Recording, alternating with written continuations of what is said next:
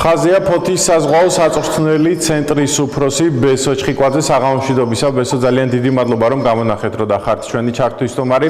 როგორც ვიცით, უკვე ნანატრი ფოთის საზღვაო აკადემიის მშენებლობა დასასრულს მიუახლოვდა, რომელიც ყველა თითეული ფოთელისათვის ნამდვილად ოცნების ტოლფასი იყო და მოხერხდა რომ ამ შენობამ ძალიან მალე დაიბრუნა ძველი დიდება და როდიდან შეძლებს უკვე პირველი სტუდენტი რომ შეაღოს საზღვაო აკადემიის კარი და იქ დაიწყოს უკვე სწავლების პროცესი. მოგესალმებით, ფოთის საზღვაო სასწავლო საწვრთნელი ცენტრი, ეს არის ბათუმის სახელმწიფო საზღვაო აკადემიის ფილიალი, რომელშიც სწავლის დაწყების პროცესი იგეგმება ოქტომბრის ბოლოსთვის. მოგეხსენებათ, რომ ჩვენი სასწავლებელი ორიენტირებული არის არა მხოლოდ პროფესიული სტუდენტების მიღებაზე, ასევე მოკლევადიანი კურსების ჩატარებაზე მოქმედი მეზღვაურებისათვის. 14 ივნისს ფოთის სასწავლო ცენტრმა მიიღო აღიარება 10 პროფესიულ საგამართლევო პროგრამებზე, რომლებიც სრულად ფინანსდება სახელმწიფო ბიუჯეტიდან და ეს არის ხელმისაწვდომი ნებისმიერი მსურველისთვის სრულად უფასოდ. ეს კურსები არის ამ წლის ოპერირების მე-3 და მე-4 დონის საგამართლევო პროგრამა, ასევე გემის, საგემბანი და სამანქანე განყოფილების ექსპლუატაცია, შედუღების მე-3 და მე-4 დონის საგამართლევო პროგრამები, პორტისა და სატვირთო გადაზიდვების ლოჯისტიკის ოპერირების პროგრამები, თევზაჭერი, გემის ნავიგაცია, საბაჟო საქმე. მოგეხსენებათ, რომ ფოთი არის საპორტო ქალაქი და მეზღვაურების და საპორტო პროფესიების განვითარება მნიშვნელოვანია ქალაქისათვის და ასევე რეგიონისათვის. ამ ეტაპზე გამოცხადებული იყო მოცემულ პროგრამებზე რეგისტრაცია 12 ივლისიდან და ეს პროცესი დასრულდა 20 აგვისტოს. როგორი იყო აქტივობა, როგორი იყო ქალაქის ადგილობრივი მოსახლეობისგან აქტივობა? გამოცხადებული ადგილების რაოდენობა შეადგენდა 300 და ჩვენთვის ძალიან სასიხარულოა ის ფაქტი, რომ ჩვენ მივიღეთ 315 აპლიკანტი, რაც კიდევ ერთხელ ადასტურებს მოცემული პროექტის და ზოგადად ფოთის საწვრთნელი ცენტრის პოპულარიზაციას და მნიშვნელობას ჩვენი რეგიონისთვის. შეზღუდული იყო თუ არა ასაკი, რომ მოხვედრილი იყვნენ სხვადასხვა პროფესიის დაინტერესებული ადამიანები? შეზღუდული ასაკი იყო 17 წელზე ზემოთ მსურველთათვის, აუცილებელი პირობა იყო უნდა ქონოდათ აპლიკანტებს სრული ზოგადიან საბაზო განათლება, შესაბამისი პროგრამების გათვალისწინებით და მივიღეთ ის შედეგი, რომ დღეს გადავაჭარბეთ იმ რაოდენობას, რა რაოდენობასაც ჩვენ ვითვალისწინებით მისაღებად. რაც შეეხება უნივერსიტეტში უკვე სტუდენტების მოხვედრას, როდიდან იწყება უკვე სწავლის პროცესი და როდიდან დაიწყებს სრული დატვირთვით მუშაობას ფოთის საზღვაო საწვრთნელი ცენტრი? ფოთის საზღვაო საწვრთნელი ცენტრი უკვე მუშაობს მოქმედ მეზღვაურებზე, ხოლო სწავლის პროცესი პროფესიული განახლების მხრივ დაიწყება დაახლოებით ოქტომბრის ბოლოსკენ. 2022 წლიდან ჩვენ გეგმავთ, რომ დავამატოთ მოცემულ სასწავლებელს საბაკალავრო პროგრამები და სულს ღიაობას ვაცხადებთ მოცემული რეგიონისთვის ნებისმიერი სახის პროექტების წარმოებისთვის ან მოკლევადიანი კურსების შექმნისათვის. ამ ყველაფერს ითვალისწინებს ადგილობრივი ბაზარი და მოთხოვნადობა, რომელიც გააჩნია ადგილობრივ მოსახლეობას. დასრულებულია თუ არა უკვე უნივერსიტეტის მშენებლობა, რეაბილიტაცია სრულად და დაახლოებით ერთდროულად რამდენ სტუდენტს შესაძლებლობა რამდენ სტუდენტს მიეცემა, რომ იქ დაიწყონ უკვე სწავლის პროცესი?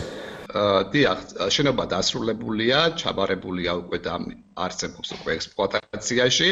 ჩვენ დაეგმილი გვაქვს ერთდროულად 1000 სტუდენტის მიღება, ამ წელს უკვე 300 სტუდენტი შეუდგებით სწავლის დაწყებას ოქტომბრის ბოლოსკენ. რაც შეეხება პროფესორები, მასწავლებლები, როგორც ვიცით, ადგილობრივ კადრთან ერთად ყავთ მოწვეული, ვინ არიან ესენი?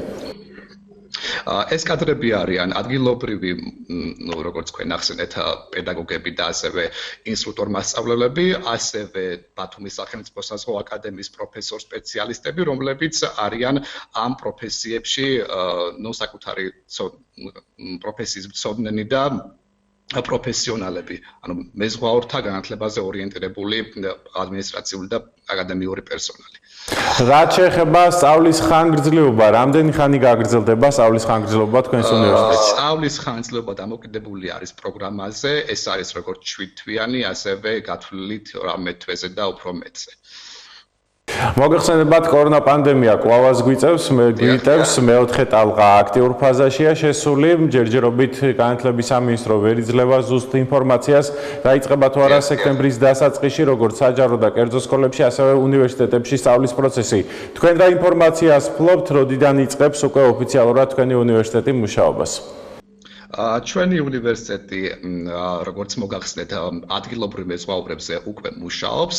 თეორიული ნაწილის სწავლება ტრანსპორტის სააგენტოს მიერ ხორციელდება ონლაინ, ხოლო პრაქტიკული სავარჯიშოები კეთდება ადგილზე, ისიც COVID რეგულაციების დაცვით. ჯერჯერობით ინფორმაცია თუ რა პროცესში დაიწყება პროფესიულ საკამათლებლო პროგრამებზე სწავლას არ ფლობთ სამინისტროს მხრივ, მაგრამ უნდა მოგახსნოთ ის ფაქტი, რომ ჩვენი პერსონალის ადმინისტრაციული პერსონალის 80% მეტია აცრილი და უფრო მეტი რაოდენობა გვყავს აკადემიურ პერსონალზე და ვეცდებით რომ სწავლის დაწყების პროცესში უკვე მთლიანად იყოს აცრილი ჩვენი პერსონალი.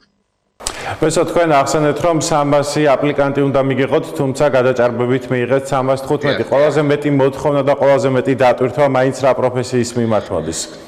ეს პროფესიები არის საბაჟო საქმე და პორტის ლოჯისტიკა, როგორც ადგილობრივი მოსახლეობის ინტერესების გათვალისწინებით ეს პროგრამები დავამატეთ ჩვენ და ალბათ უფრო ადგილობრივი მოსახლეობა და რეგიონის აპლიკანტებიც ფიქრობენ, რომ ეს პროფესიები იქნება მათთვის ყველაზე უფრო ხელსაყრელი და შემდგომში დასაქმების საშუალების მიმცემი მათთვის. ძალიან კარგი, რაც შეეხება პანდემია და კორონავირუსი, ხო არ გეგმავთ რომ გადახვიდეთ ონლაინ პლატფორმაზე, როგორც ხომაღლესი სასწავლებლები თუ მაინც გააგრძელებთ რომ ყოველგვარი წესის და რეგულაციის დაცვით მაინც შეძლოთ რომ მიიღოთ აპლიკანტები და უკვე სტუდენტები უმაღლეს სასწავლებელში? ჩვენი პროფესიული განათლება არის დაფუძნებული მოდულურ სწავლებაზე, ანუ ყველა პროფესიული პროგრამა შეიცავს შესაბამის მოდულებს.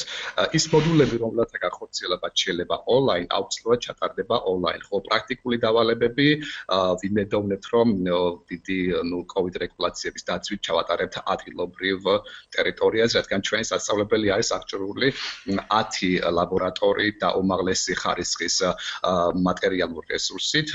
ეს რესურსები საშუალებას გვაძლევს, რომ სტუდენტებმა ადგილობრივად გაიარონ პრაქტიკა და შეასრულონ ის დავალებები, რომლებსაც შემდგომ უკვე საკუთარი პროფესიის დახვეწაში გამოიყენებენ. Professor, რადგანაც ასაკი შეზღუდული არ იყო, ანუ უფროს თაობაში, როგორ მოხდება მათი სწავლის პროცესი? არის თუ არა განსხვავებული სხვა უნივერსიტეტებთან შედარებით, რადგანაც მოგეხსენებათ, ალბათ ისინი დასაქმებული არიან ფოთის ნავსადგურში და სხვადასხვა ტერმინალებზე. როგორ მოხდება მათი სწავლის გაღრმავება და მათი ცოდნის ამაღლება? არის თუ არა განსხვავებული დრო სწავლის მიმდინარეობის პროცესში? სწავლის მიმდინარეობა იქნება როგორც ყველა სასწავლებელში 9-დან საღამოს 7 საათამდე, მაგრამ ჩვენ ვცდილობთ რომ ყველანაირად ორიენტირებული ვიყოთ აპლიკანტების სამუშაო გრაფიკზეც და მათზე მორგებულ რეჟიმს შევთავაზებთ აუცილებლად სურვილებს შემდგომში, როცა უკვე დაიწყება სწავლის პროცესი.